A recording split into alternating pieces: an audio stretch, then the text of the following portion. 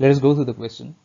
The Mariana Trench is located in the Pacific Ocean, and at one place it is nearly 11 km beneath the surface water. The water pressure at the bottom of the trench is about 1.1 10 to the power 8 Pascal.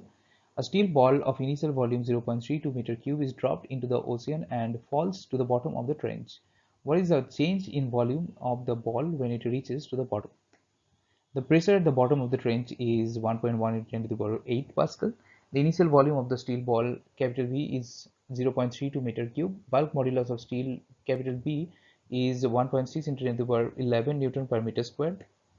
Capital B equals capital P divided by capital delta V divided by V. So delta V is equal to PV divided by P. If we put in the values of PV and P, we get the delta V to be 2.2 into 10 to the power minus 4 meter cube.